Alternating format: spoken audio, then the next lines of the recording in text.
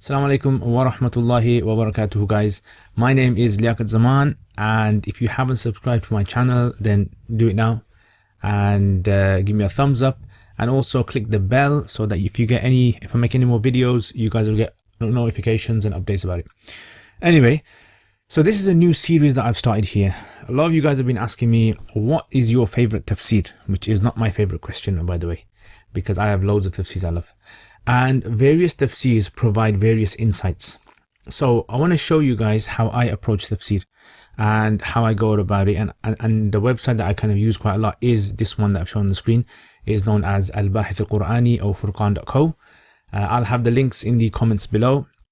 So the whole point of this series is I'm going to choose some verses of the Quran, and then basically what I'm going to do is I'm going to be going through selected tafsirs, not all of them, maybe about 5 or 6, and I'll just show you what the content of that tafsir is, basically how that tafsir tackles an issue and how deep does it go. So this is why you'll see when there is repetition in tafsirs, sometimes one mufassir will repeat something that someone else has said in the past and everyone's just copying and pasting what they've said. Sometimes a mufassir will critique what was said in the past. Sometimes a mufassir might go into a linguistic discussion, a grammatical discussion, whatever. Right, so we're going to look at all that now. Okay, so if you guys are interested in this, you guys are going to love this, inshallah. Not everyone's going to enjoy this kind of series because it's going to be a bit difficult for a lot of people. This is for those people who want to go into tafseer studies. So what we're going to be looking at today is Amma Yatasa'alun. Right, just this verse, Amma Yatasa'alun. Several tafsirs. We're going to start off with Tafsir at-Tabari. Okay, so Tafsir al-Tabari is a famous tafsir by Imam Ibn Jarir, 310 he passed away, and this is a tafsir many of you guys have heard. You can get this tafsir in well, over here it's mentioned 28 volumes, right? 28 volumes, very big, massive tafsir. And let me just draw a timeline for you, right, and give you kind of an overview of where the mufassirins came. Right, I'll draw it on top there, so it's there throughout the video. Okay, so you can draw this yourselves as well on a large A4 piece of paper. Draw the timeline, and then you can add inside the timeline the various mufassirin as required. And this way, in your mind, you'll have this map of where everyone came, and then you can get an idea of maybe who has borrowed from who. So you can just draw this and do it in hundreds. I usually do it in hundreds because I'll just put the mufassirin in the hundreds, and we're not going to be covering too many mufassirs anyway, too many scholars of tafsir, so you don't really need to be too particular about that. Anyway, I think that should be enough. 1300. Okay, so the first one we're going to go through is Tabari. Tabari is roughly there. Okay, so imagine we're right on the other side of the spectrum. So Tabari is there about 300 years after the Prophet sallallahu alaihi wasallam, and his book is called Jami al-Bayan. So here, as you can see, he just basically discusses, right, very brief, just that very paragraph really. يقول تعالى, Allah Ta'ala says, أي شيء يتساءل هؤلاء المشرك. I mean, basically, like, what are the mushrikuns asking about regarding Allah and His Messenger? And he's just kind of saying that, basically he's just summarizing what this sentence means in his own words. He's summarizing it, and he's not really kind of going too detailed into it. So he's just saying that the discussion that they seem to be having is related to some sort of what do you call it, like questioning they're asking about Allah, about the Day of Judgment, about the Quran. And he says just fi and an basically mean the same thing over here. Amma yatasa'alun and fi ma yatasa'alun bima'na wahid are kind of exactly the same thing really. So that's all that he presents of this verse. That's it, nothing else really about this particular part of the verse. Right, he doesn't go into any other depth. He just kind of summarizes, you can say. So if we were to write this down, I mean, everything else under that goes on to the other verses. Right, he discusses the other verses. An-Naba al-Azim. So we don't need to go into after this. Abu Qurayb narrates from Waki, and this is one of the unique things about Tabari. Why Tabari is special in this is because Tabari quotes narrations with his own chains. So he has chains for each of his statements. So he quotes from them. And this is something which you're not going to find in many other tafsirs, and apart from the few early ones where they have their own chains. So we're not going to really go into that at the moment because there's nothing else really that he's mentioned about Amma Yatasa'alun. So if you were giving a dars or something, I mean, you can't really mention anything else. But I mean, the next one we'll go into is tafsir of Qurtubi. Okay, so Qurtubi is a famous tafsir that you guys have heard of. Qurtubi, he comes in the 600s. Right, so let's put him there. So Imam Qurtubi has come over there. So you got Qurtubi over there as well now. So we didn't Tabari and Qurtubi. So Qurtubi, he actually starts off and he says Surah Amma is a Makki surah. So he's talked about this surah being a Makkan surah, which means it was revealed before the migration. So first of all, let's just write down here Tabari so we don't forget it. So Tabari, if you were to ask what does Tabari discuss regarding Amma yatasa'alun, we can say something like, okay, he just discussed the summary in his own words. He summarized it of what this verse means.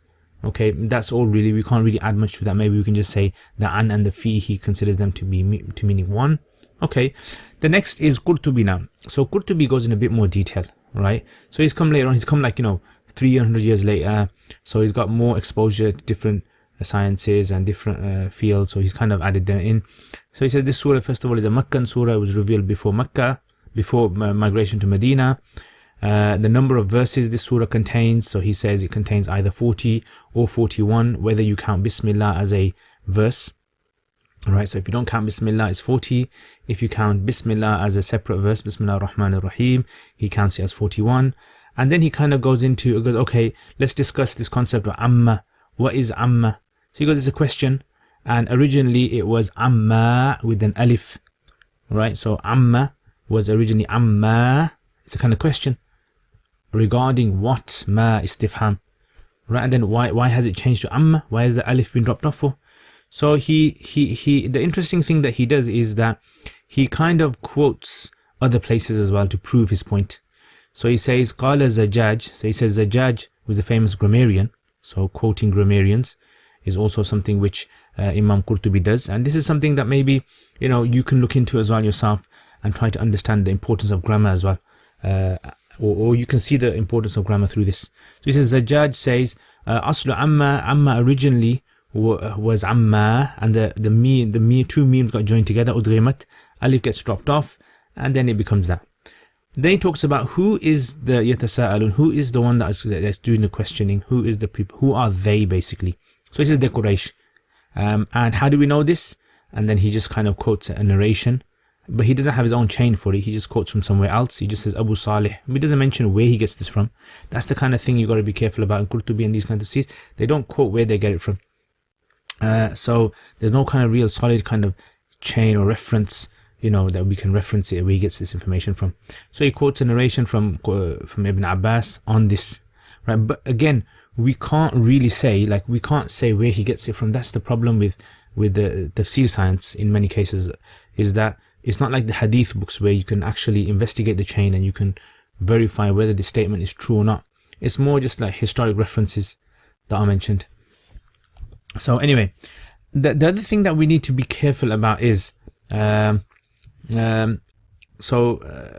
one thing, which is the references that they quote in the tafsirs are not always backed by verified sources. Alright. So the second thing is, now let's say for example I want to teach a lesson on Amma yatasa'alun. So how am I going to go about it? So first of all, Amma yatasa'alun, I know what that means, right? Because I've learned Arabic, and I'm 100% sure that the Arabs, when it was revealed, they knew what this verse meant. They knew the linguistic meaning of this verse, Amma yatasa'alun. So what do the tafseers, what do they provide? What extra thing do they provide? So in this series, we're looking at what does each mufassir provide to give more clarity about this verse. Now, what extra background information can we gain from this? Right. So here, in the Qurtubi, he's kind of added these, 4 or 5 points in here. Okay, let's go to another one then. Let's go to Ibn Kathir. Okay, so Ibn Kathir 774. So he comes there roughly in the 700s. All right. So Ibn Kathir, again, he is his style is a very different style. Okay, now. So his is more like Tabari's. He brings narrations, but the thing is, he brings narrations and he critiques the narrations, as we're going to see. So he just says, right, it's a Makkah surah, right? Starts off with that. وَهِيَ مَكِّيَّةٌ. Right, Bismillah ar-Rahman ar-Rahim. يقول تعالى منكرا, and he kind of gives a little background. Allah says munkiran, refuting the mushriks, dispraising the mushriks regarding their questioning about the Day of Judgment. So he straight away says the thing that they're asking about is the Day of Judgment. right? So he has taken that approach, that this is referring to the Day of Judgment. Okay, that's all he's done, right? So he hasn't really kind of gone any further than that. He just summarizes it. So he's taken a very summarizing approach here, and he hasn't really kind of investigated the various possibilities of what they're questioning about, right? He doesn't do all that. So if someone asked you again and said, okay, Imam Ibn Kathir, how does he approach this Amma Yatasa'alun? You just say, well, he just mentions that this is a Meccan surah. He just kind of gives a little bit of a background to what is being said here, and he summarizes it. That's all he says. And he says that it's just regarding the Day of Judgment. Their questioning was regarding, is the Day of Judgment going to happen or not? And that's all Allah is saying. Yeah. So that's Ibn Kathir's approach, which is different from Qurtubi's, as you can see. Remember, Qurtubi came before Ibn Kathir, by the way. Okay, so the next one we're going to look at now is Alusi, Ruhul Ma'ani. Okay, so 1270 came in. So 1270 comes in. So this is Ibn Kathir there. That's Qurtubi. So 1270 now, he's that come like way after, about 1,000 years after Tabari now. So let's say what he's come to add into this now. So he says Surah Amma. He actually gives names, 4 names. Or 5 names he mentions for this surah. Surah Amma, Amma Yatasa'alun, Tasa'ul, Mu'sarat. Yeah, 5 names. So he's kind of gone now, and others haven't mentioned any names for this surah, but he has various names that this surah is known for. And these names could be proven in hadith, or they could have just been mentioned by scholars in the past, just to identify the surah. So these are identifying names, not really kind of names that were quoted by the Prophet ﷺ Sahaba. And then he mentioned that this surah is actually a Meccan surah. So the reference to this surah being pre-migration, interesting thing again, right? And then he talks about the 40 and 41 verses, and he actually adds this. He says, the people of Mecca and Basra, the reciters of Mecca and Basra, they actually consider it to be 41, whereas every other reciter, all the other cities, they consider it to be 40, meaning Mecca and Basra most likely would have counted Bismillah Rahman Rahim as a separate verse of the Quran. So he's got that. He also, another interesting thing, he has a links. So he does kind of not links, the spray links, but the links between surahs. So, I mean, links between surahs is an interesting thing for those who are interested. I mean, like sometimes you'll see a surah, a chapter, and then the chapter before it, and you're trying to think, what's the link between bringing this chapter and the chapter after it? Right? Why mention this one after this one for? What's the link between? So some of the Mufassirin have gone far and said that there is a link between every single chapter. Some of the scholars like Imam Suyuti have actually written books just to show the links between chapters. So Ruhul Ma'ani is one of those where he tries to bring the links between the chapters, the kind of munasaba between. So over here, for instance, like he brings this and he says, well, in the previous chapter it talked about, did I not destroy those who came first before you? Did I not create you from ma'im mahin, despicable fluid? Did I not create the earth kifatan? Did I not do this? Did I not do this? So it's like questions, loads of questions. So these are the kind of questions which maybe they were raising when they heard this came into their mind. So the links is a very important thing. He says it maybe it's even like the previous surah ends with فَبِأَيِّ حَدِيثٍ, what discourse after this will they believe in? If they're not going to believe in the Quran, what discourse are they going to believe in? So it's like the yatasa'alun, the questioning is a kind of discourse, conversation that they're having. So this is why it started off like this, in this fashion. Okay, so anyway, so here again then he talks about this issue of, okay, what is meant by this questioning, as in what is meant by this thing that they're questioning each other about, the Naba'ul Azim. So, I mean, some like Qatada and Mujahid, Ibn Abbas and others have said that it refers to the Quran itself, that they are basically kind of questioning each other, debating whether the Quran is really from God or not. And others have said, no, it's actually the Day of Judgment is we're talking about. Right, whether or not the Day of Judgment will occur. So these are some of the things that, you know, he kind of touches upon as well. He also goes into the issue of the Amma. Now, interestingly, he takes a slightly different approach, and he actually says, he goes into a bit more detail, and he says there's 3 sort of possibilities regarding Amma. He says some of them have said, some of the reciters of the Quran have said that the is Amma yatasa'alun. Some say no, it's Amma yatasa'alun, right, with an alif at the end, like it's Abdullah, Ubay and Ikrimah and Isa. And some say Amma, right, you know, others have mentioned Amma, yeah, with a ha sakta. He actually brings evidences to prove through some of these. So alama qama, so he brings a poem there at the top, as you can see. Alama qama, alama. So you see that? Alama qama yashtumuni laimun. like upon what? So it's a question. Alif has been dropped. So it was a common thing in pre-Arab literature that they would do this. Okay, anyway, the next thing is he mentions the balagha, right? So he goes into balagha of this verse. So whatever kind of balagha points he sees appropriate. So for example, like he'll say that this kind of a question is what you call su'al tafkhim bifakhamati sha'n al-mas'ul anhu, right? In other words, it's kind of addressing the importance, the grandeur of the content that's being discussed and asked about. And he's saying that this kind of question is not asking like describe it, it's actually talking about the essence. So sometimes you might ask a question, what is a car? Oh, like what is a car? You just want to tell the person that it's a vehicle that you use to travel. But then you question, what is a car? Like what's the reality of a car? Like you want to know the deep, like, questions. Yeah. So here it's like that. So they're asking this a very deep kind of discussion of what is this thing that they're asking about. Amma yatasa'alun. And some say that their questioning was to make fun, to do istihza. So he discusses that as well, that the question could have been this, or it could have been mockery as well at the same time. So you've got this kind of two sides to this as well.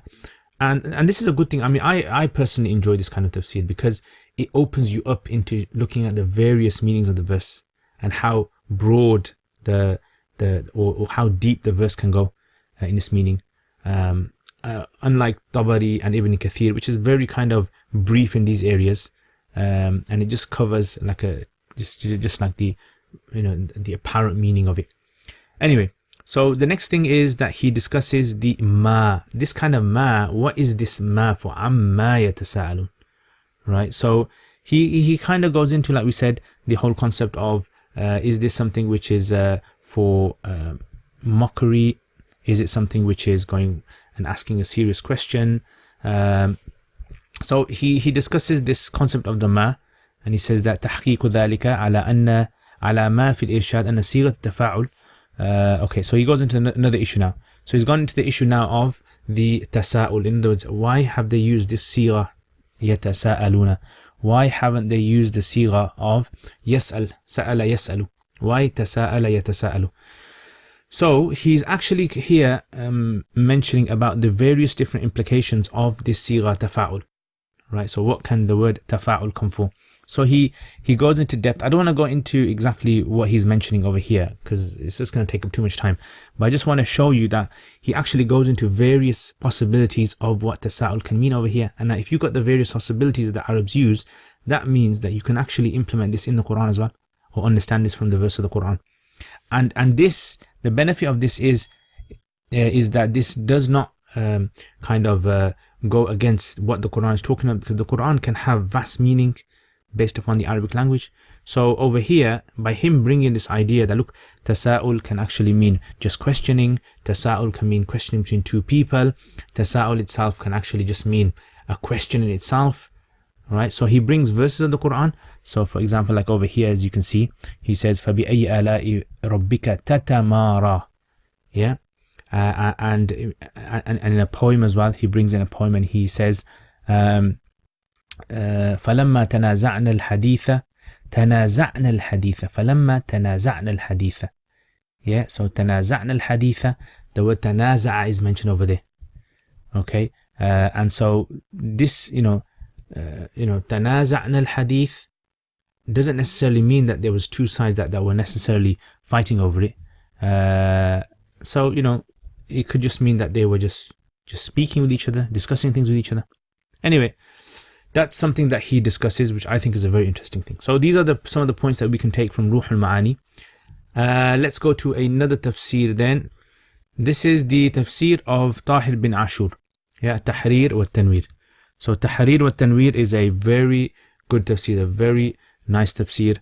And he came in the, you could put him in the 1300s. So let's just put him there, make space here. And Tahir ibn Ashur is a very nice tafsir because it entails things that were mentioned previously, and it also has his own sort of personal observations as well. Yeah, and understanding. And remember, the mufassir, the tafsir, is all about trying to clarify or explain to the reader what the verse is saying. So you're not adding anything else into it. You're just showing what Allah has said, but you're just going in depth in showing the reader of the different various aspects of the verse that you can touch upon. So anyway, so you have over here Tahir ibn Ashur. Alright, so Tahir ibn Ashur, he came in the 1300s. Right, so he starts off and he just straight away he just goes into the balagh of the verse. Right, he just starts with the istifham, the question. What kind of question is this? What's the aims and objectives of this question?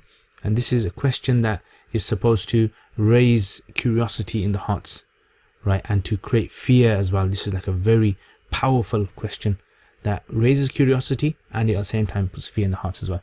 And then he kind of says that this is something which is the style of the Arabs. They start off a poem of theirs normally with a very profound statement, an icebreaker. So this is something similar to that. Anyway, so that's the first thing that he has. Bara'atul Istihlal, he calls it. And then he goes on to the Amma, the whole concept of the Amma, this An and Ma made up of two parts of the word. And then this discussion of, what does it actually mean? So he doesn't really kind of go too much at the moment. He doesn't go too much into it. He says that the original sentence should have been like this. In other words, it should have been يَتَسَاءَلُونَ عَنْ مَا. They are asking regarding what. But obviously, when it's something's a question in Arabic, you put the word for question at the beginning. Okay, so and he says that the Arabs previously have used it either way. They've either used it with a ma, amma, and sometimes they've actually removed the alif and just said amma. Right, so both are something that are found amongst the Arabs. So it's a very common thing. But he says that why is it in this case that the alif has been dropped? Why not use amma here? Like, what's the reason? If Arabs use both, why has the alif been dropped? So this is an interesting thing about Tahir ibn Ashur. He questions a lot of things, right? He kind of, like the kind of things that we would have in our minds, that he'll question, he'll bring it up, right? And then he tried to find the answer for it as well. So he asked this question, and then he kind of goes into the possibilities of this, and then he kind of just mentions the various different ways the Quran has used it as well. And he says that basically والعرب ينطقون بالنون الساكنة التي بعدها ميما ويدغمونها فيها فلما حذفت النون في النطق جرى رسمهم على كتابة الكلمة محذوفة النون تبعا للنطق نظيره مما خلق. Yeah, so he's kind of saying that, look, this is something that I've observed the Arabs doing when they synthesize certain words, yeah, or when they merge certain words together. So they kind of, use it in various ways. So because the Arabs have used it in this way, this is something which is fine for the Quran to have it. Anyway, next, right, he discusses, he then talks about the word tasa'ul. What does tasa'ul mean? And the tasa'ul itself, sa'ala yas'alu tasa'ulun tafa'ul, he says that this is something which is used for normally when you have something which is on both sides, but it can come for something that doesn't necessarily have multiple. So usailu an su'da, he brings a poem, yeah, he says usailu, but it still means sa'ala. Usailu, but it means sa'ala. So he says this is something which the Arabs say, and he brings another poem underneath it as well. Ya ayyuha rakib al-muzji matiya sa'il bani asad, sa'il. So it's supposed to be is'al, but he says the Arabs use it like that. So it's fine, it's, interchangeable words, it's not a problem there. So he says maybe this is amma yatasa'alun. But I mean, someone can obviously raise the question and say, well, Allah could have used sa'ala yas'alu. Why did he use yatasa'al? There obviously is something, seems to be something extra there, which other mufassirin might not be satisfied with that. So anyway, he talks about the balagha of tasa'ul, the power that the tasa'ul has that you don't get in other words. Okay. Anyway, so he kind of he looks at the various different approaches of the mufassirin, and then he reconciles. This is a good thing that Tahir ibn Ashur does. He'll have these mufassirins in front of him, and then he'll take from them, and then he kind of comes out with his own conclusion at the end. Okay, let's move on to another point here. Okay, so he's still going on about this tasa'ul here, right? I don't want to spend too much time on the tasa'ul, so I want to quickly move on to something else. Alright, so what kind of questions were they asking? Yeah, what kind of a question were they asking? Were they asking a question which was honest, genuine question that they were really asking? They wanted to know about Islam, they wanted to know about the Day of Judgment, etc. Or was it just like asking questions just to make fun? Right, so we find in the Quran both. Right, sometimes the kuffar would ask questions to intriguing questions, and sometimes it asks questions out of mockery. So he quotes both verses regarding this as well. Anyway, so the next thing is has he finished that? Okay, he talks about who is the yatasa'alun. Is it the Quraysh? Is it Muslims? Is it just generally kuffar? Is it people until the Day of Judgment that will be asking this question? So he kind of opens it up a bit, right? That this could refer to various different types. And he actually says, he brings a poem over here. So basically the whole point of the bringing the poem is like when Allah says amma yatasa'alun, he answers the question himself, like what are they asking about? Or an-nabi al-azim, they're asking about the nabi al-azim. So he says this is actually a common thing that the Arabs, they actually use this kind of a mode of expression. So for example, he brings Hassan bin Thabit, one of his poems. He says liman ad-daru aqfarat bima'anin bayna a'la al-yarmuki was-saman dhaka maghna li'ali hafna. Yeah, so he asked the question in the beginning, liman ad-dar, for whom is this abode? And then later on in the poem he says maghna li'ali jafna. Yeah, maghna li'ali jafna. So this is the maghna, the place that resided in Ali Jafna's place. So he answers the question himself. So he says the Quran does this as well. And this is, personally I think, and this is what I want to work on, which two kind of main kind of things I really want to focus on, not in this series, but just generally, maybe in some other projects. One of them is the balagha of the Quran, the importance of the balagha, the language of the Quran, how the Quran uses its language, and you can benefit from the richness of the Arabic language. And the second is, I want to show how the Quran is, and juxtapose the Quran with Arabic literature at the time of the Quran. Pre-Quran, post-Quran, and just like put it together next to you, contrast it with each other. And see how the Arabs would say things and how the Quran says things and how there's a difference between the two. Right? But at the same time, still, keeping the same expressions that were used by the pre-Islamic or the post-Islamic Arabs. So anyway, those are some of the things in Tahrir with Tanweer. Let's see, is there anyone else? Okay, let's look at Kashaf then. Zamakhshari's. Okay, so 538 he came in. Kashaf is a famous, you probably heard of Kashaf. A lot of people ask, like, what's the benefit of reading Kashaf? Kashaf is a very difficult, I would say, tafsir to kind of look into, because you need to have a lot of background information in your mind anyway, before you can actually benefit from what he's saying. Right, so he came in the 500s, 538, like I said. But when you read his, you gotta kind of know what he's talking about. He doesn't really kind of make it easy for the reader. He expects the reader to be at a certain level. It's like 10 steps of knowing Arabic language. He like expects you to be at level 7 or 8 maybe, to know a lot of stuff. So Kashaf, he starts off with calling the surah Makkan surah, a Makki surah. He talks about the number of ayats, like the others do. And then he also mentions that it was revealed after Ma'arij. That's another thing that others haven't mentioned. He also talks about this, this usage of Amma and the various reciters who recites it in a certain ways. So he actually brings that as well, which is interesting if you're interested in the recitations. And then he brings a poem as well to prove that Amma is also possible, like the Arabs use, that we mentioned in previous, we talked about Ruh al-Ma'ani, he quotes this as well. And also he talks about the balagha as well. So he talks about this kind of question, the power of this question, and he says things like, and this is interesting, he said, look, he says it's like the Arabs saying, Zayd ma Zayd. Zayd, what is Zayd? Right? So it's not like, what is Zayd? Oh, he's a human being, 5'10", brown hair, whatever like this. No, he's actually saying, no, ma Zayd. Zayd ma Zayd. What is Zayd? Like, what is the amazing thing about Zayd? What's the essence of Zayd? So that's the kind of thing that he wants to bring out and show the reader, that the Amma yatasa'alun is of a similar nature.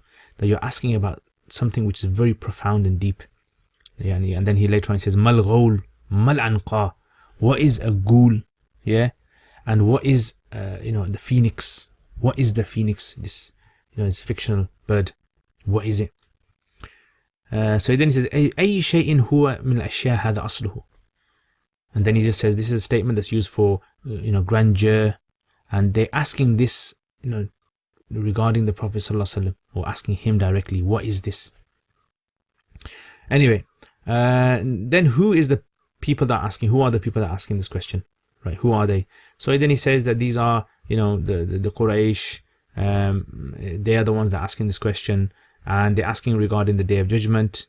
That's all that he seems to be saying, really. He does mention the issue of the Amma, the secta that we mentioned, and he says that this is Ibn Kathir's position. Not Ibn Kathir, the Mufassir, who came in the 700s. This is Ibn Kathir, who came earlier on, who was a reciter before Zamakhshari. Okay, anyway.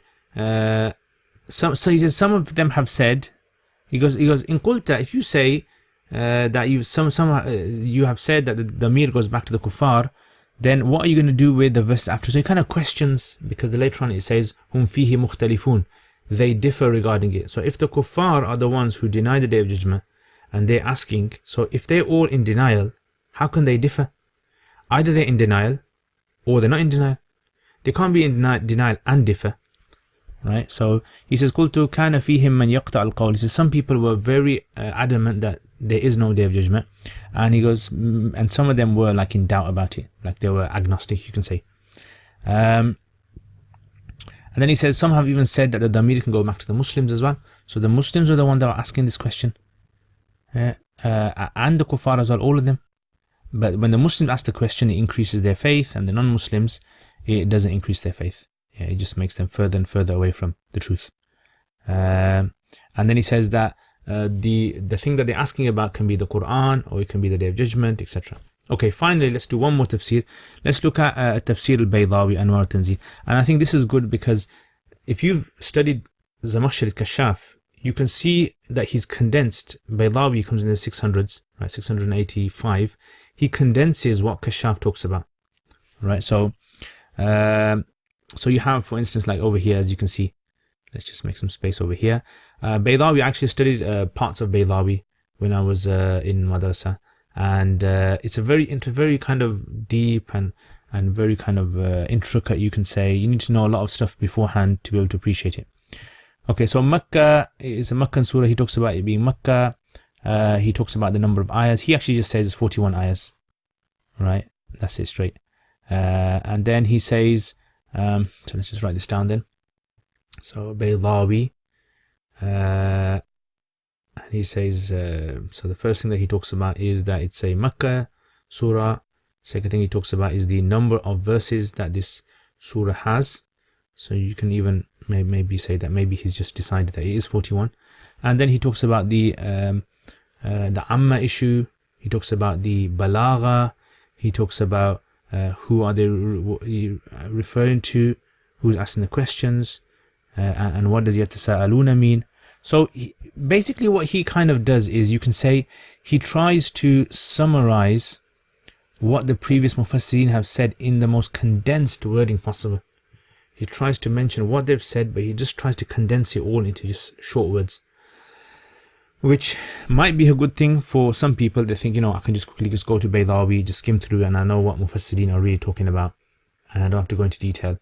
But for the average layperson, person who doesn't really have that much of a munasaba exposure to tafseers, it's going to be very difficult to kind of navigate yourself through this kind of tafsir. So I wouldn't suggest this tafsir for average person.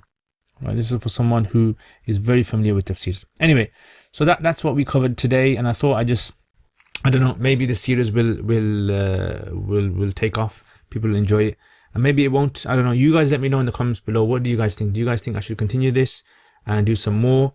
If I do continue it, I'll probably do about 10 episodes per series.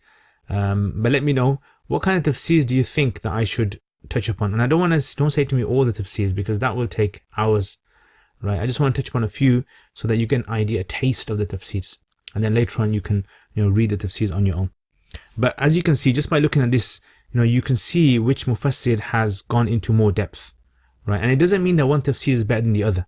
That doesn't mean that. It just means that one mufassir might have gone into more detail regarding a certain issue, and others might disagree with him. They might agree with him. They might not have seen the need for a person to actually go into these details.